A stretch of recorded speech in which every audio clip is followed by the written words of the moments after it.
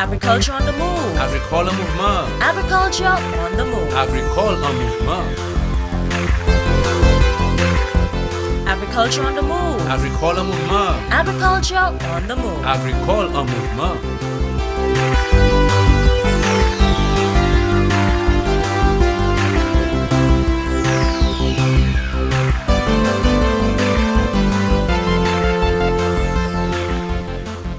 Good day to you viewers and welcome to the program, Agriculture on the Move.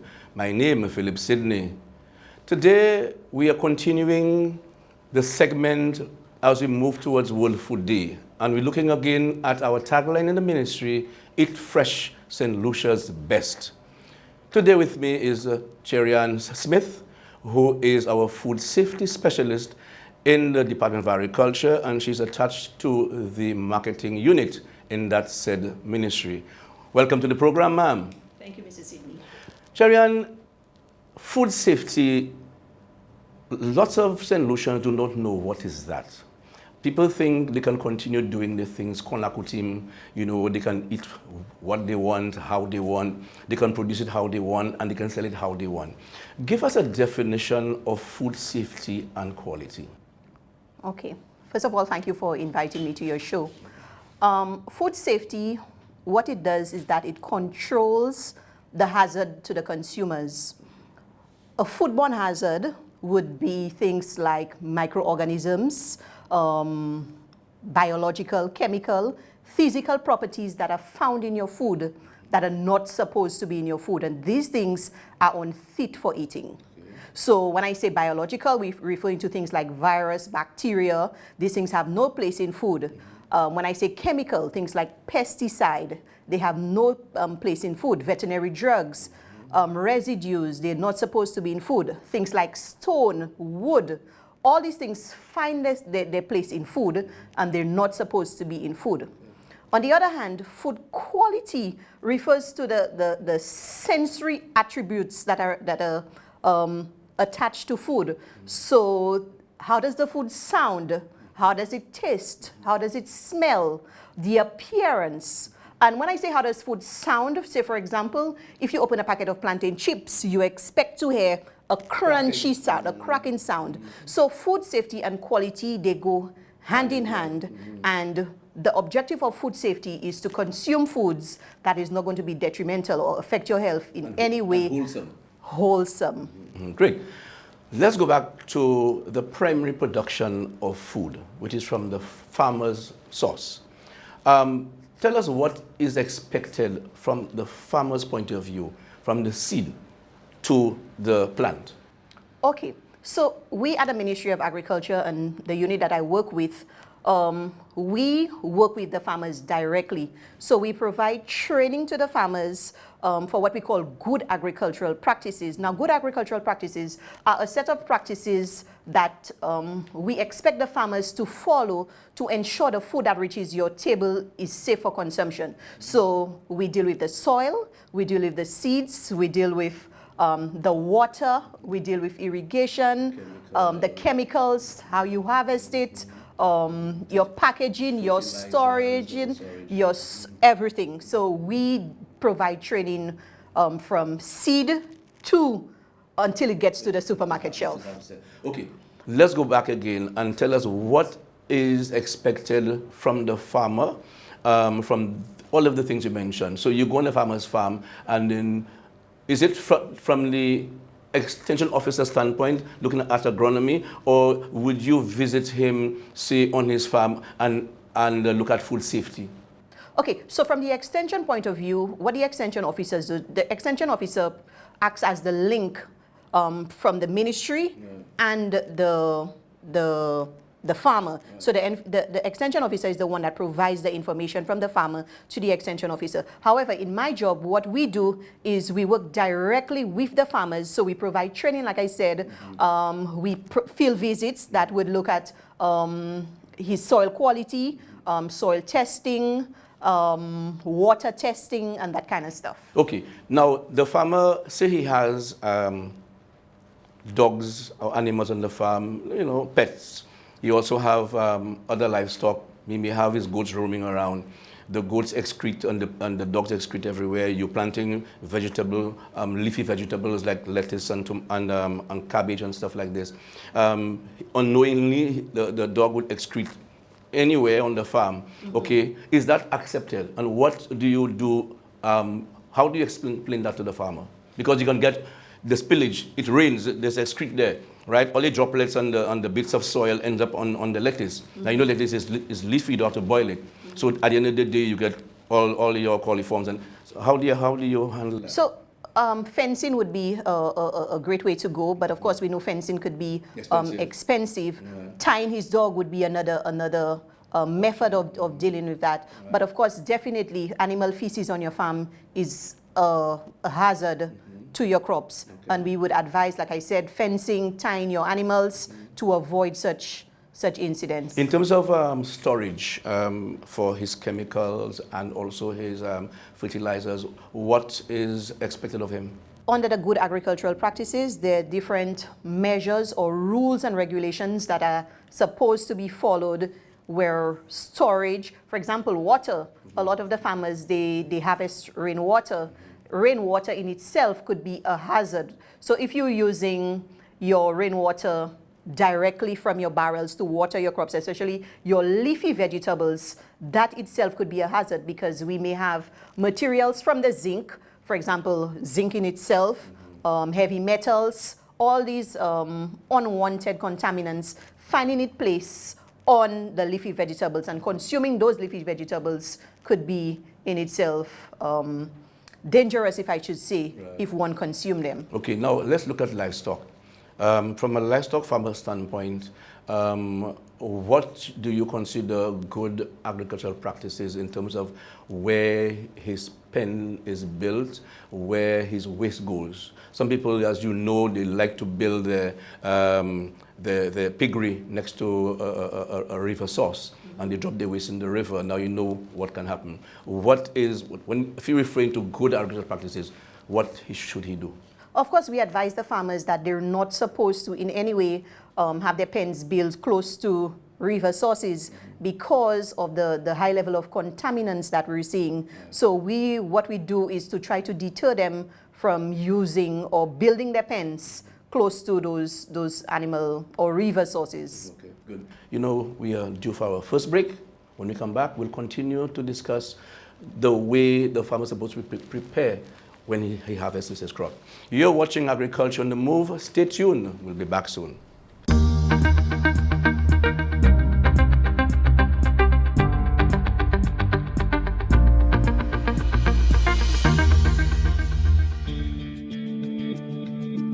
When you're out at sea, there are no service stations along the way or supermarkets for a quick stop if you need something.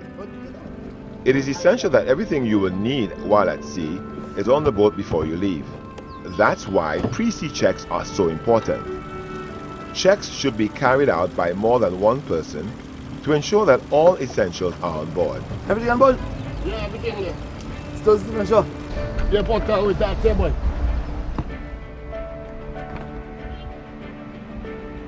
Pre-sea checks should include food stores, extra water and fuel, navigational equipment, safety gear, and communication equipment. Okay, lighthouse, lah. That's what I'm doing. Before heading out to sea, always ensure that all equipment is in working order, you are stocked up on food and also extra fuel. Call the lighthouse to inform them of your voyage plan and inform someone responsible of your departure time and estimated time of arrival back on shore. For more information on obtaining a license to fish, contact the Department of Fisheries at 468-4143. Welcome back to the program, Agriculture on the Move. And with me is Cherry Ann Smith, who is our Food Safety and Quality Officer in the Department of Agriculture. Cherry Ann, we're continuing. Let us look at irrigation water. And just a while ago, we also mentioned, before we talk about harvesting, we mentioned about animal feces getting into the water and contaminate the water. And if, of course, you use that irrigation water, what can happen? So tell us exactly, what do you consider good water for irrigation?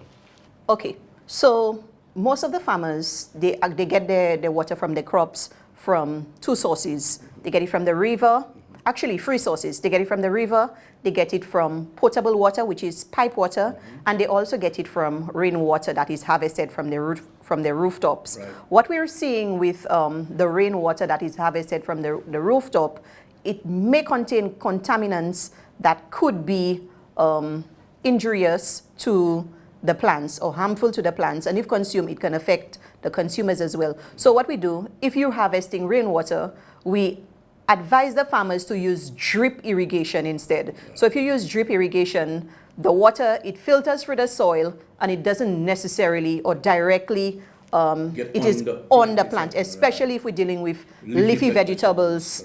Because you know these things you just wash and eat. It's not cooked. You do not have to cook it.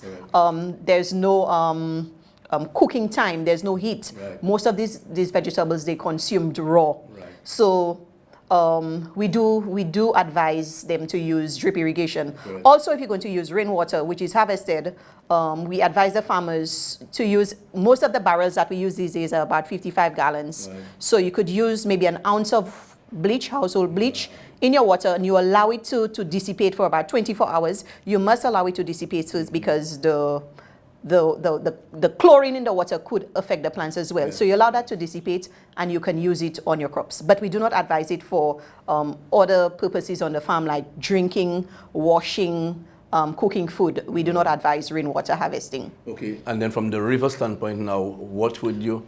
For the river water, we recommend that water testing be done, and that is done through CAFA. CAFA provides testing, of course, at a fee, and normally they would tell you what contaminants are in your water and if it's suitable for crop production, and how do you take it from there. Yeah, because you don't know the person high up whether what it is they're doing, the activities upstream, because they can be throwing all the waste from the piggery into the river, and not only for irrigation purposes, but also for consumption and also for giving animals water too. Even that too, I think you have to be very concerned about too. Yes. And normally people bathe in the river also.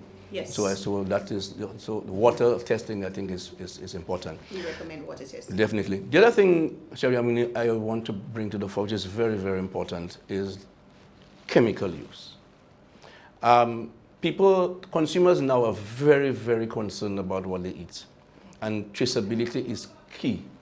There are a lot of people who tell you, I can say it straight, that they rather buy the imported vegetables as opposed to the local one, because they tell you our farmers have not been trained to the level of knowing exactly how to use chemicals on there. What can you say? Okay, so of late we've been hearing of increased cases in cancers and all kinds of other related chronic diseases. At this point, we do not know whether there is a link between pesticide use and cancers.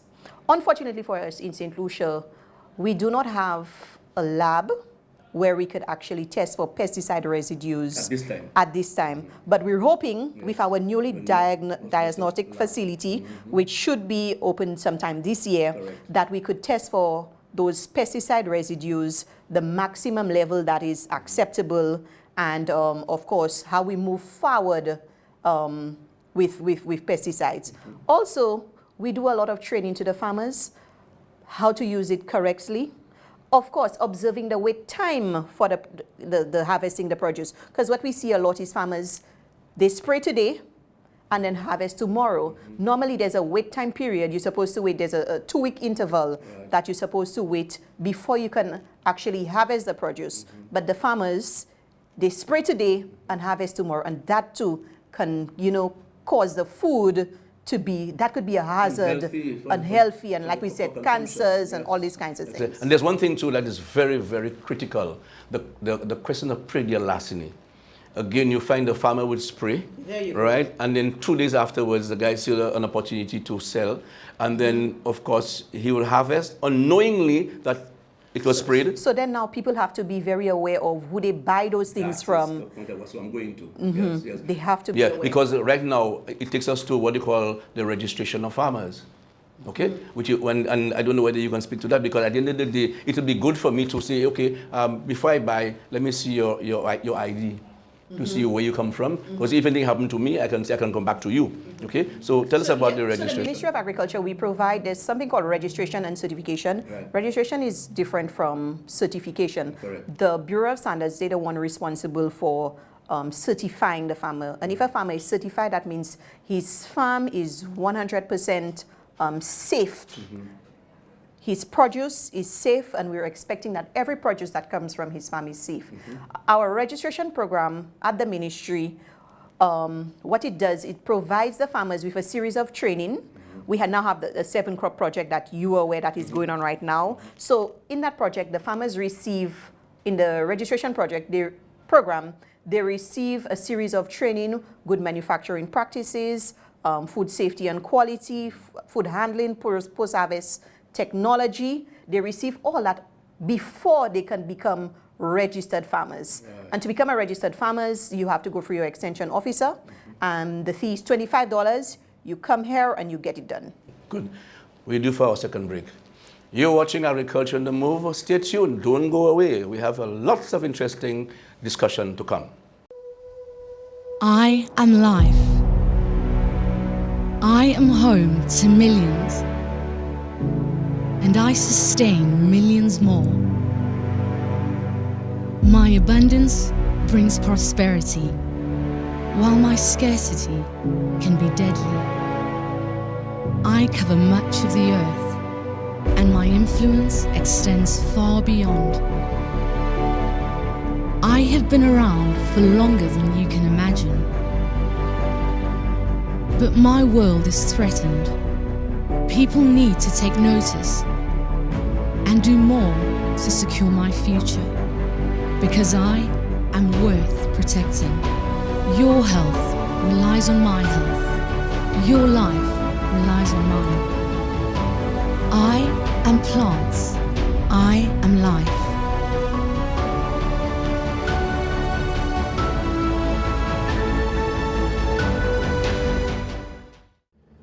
After a hurricane, sustaining life and health is most important. We should take heed. Do not drink from any stagnant ponds and pools or directly from drums and outside storage containers. If, however, no other choice is available and you must drink this water, use 8 drops of bleach in each gallon of clear water, or boil your drinking water for about 10 minutes.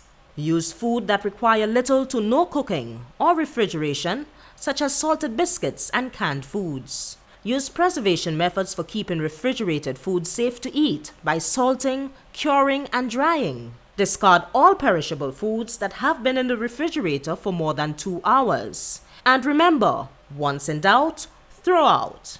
This is the hurricane season, and we should be prepared.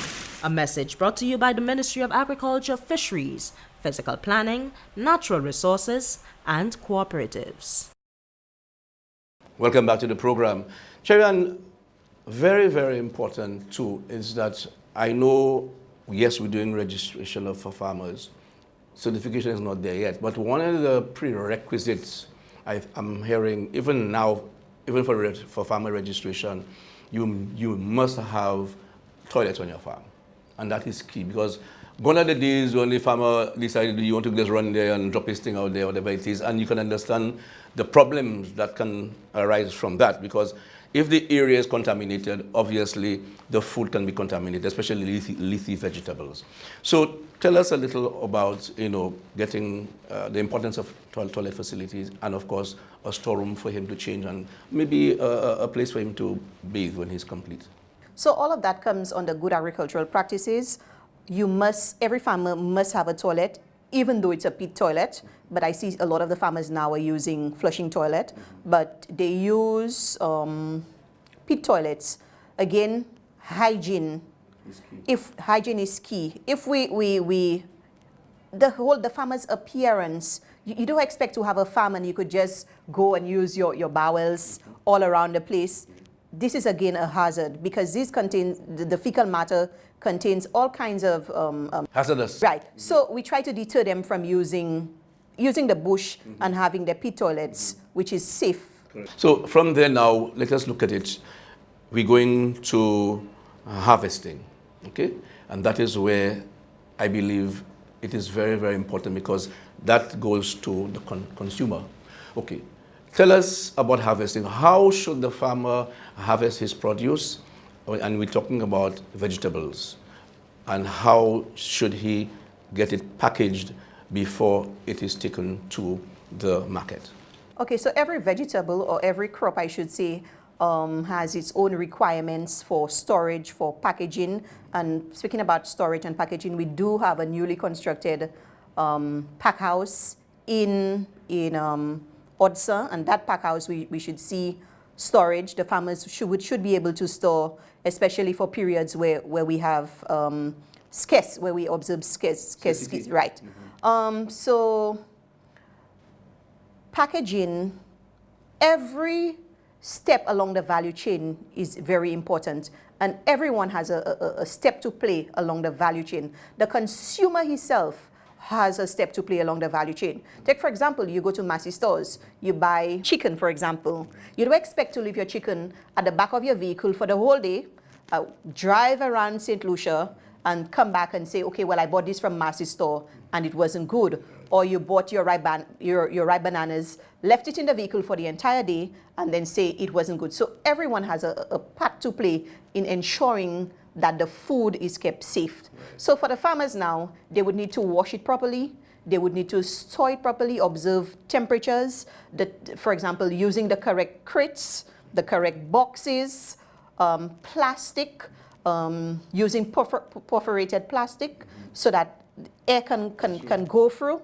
So all of these things has to be taken into consideration where harvesting is concerned.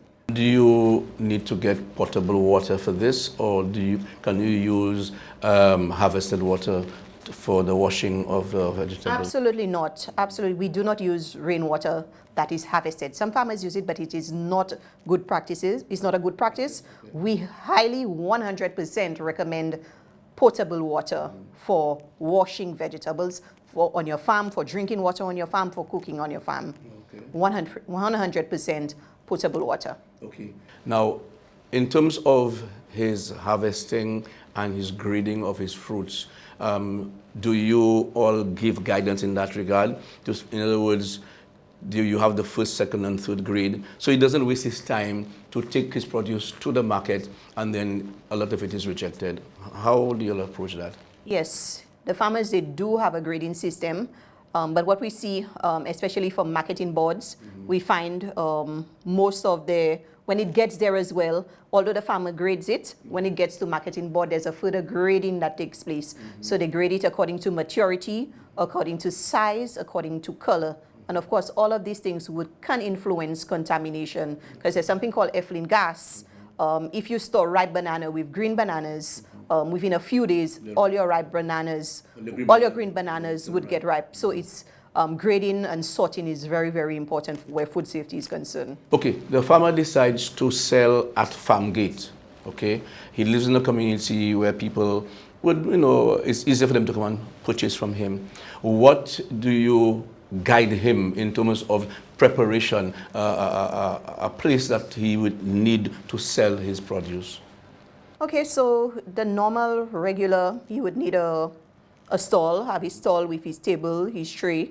If he could have a bucket with running water, with the hose, washing hands, especially these days with COVID-19 around the place. Correct. So washing his hands.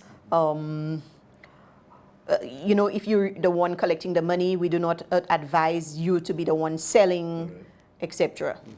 Okay, so at the end of the day, you expect a wholesome food to leave the farmer's holding to the market. But with us at the Ministry of Agriculture, we do not deal with prepared food. Right. Prepared food has its own rules and guidelines, as opposed to produce. We deal with fresh produce. Correct. There are different sets of guidelines. Right. So the guidelines that you'd follow for prepared food are the different guidelines that you would follow for fresh produce. Right. So we only deal with fresh produce. Is there any interaction between Department of Agriculture and Health in that regard?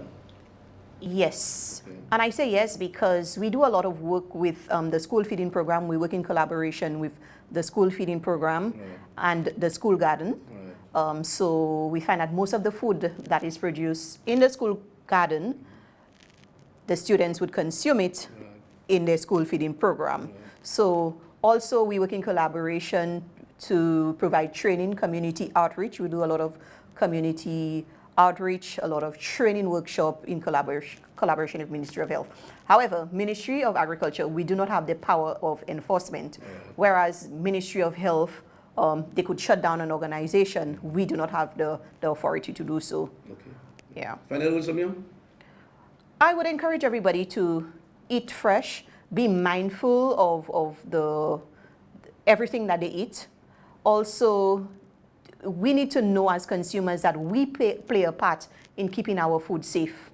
Well, thank you for being here, Cherian. I hope that you'll keep on eating what is produced as the one who is you advise the farmers. So you too have to eat fresh St. Lucia's best. Absolutely. And at the end of the day, that's why you look so beautiful on camera. Thank you. Thank you again for being here. Thank you. You've been watching Agriculture on the Move. I want you to remember agriculture is our business. And eat fresh St. Lucia's best. When you consume what is produced locally, it's better for your health. And of course, you do not have to go to the doctor frequently. I'm not saying what is coming in is not healthy, but be mindful. What is fresh is better for your health. Thank you again for viewing. I'm Philip Sidney saying goodbye and see you again. Agriculture on the Move. Agricole en mouvement. Agriculture on the Move. Agricole en mouvement.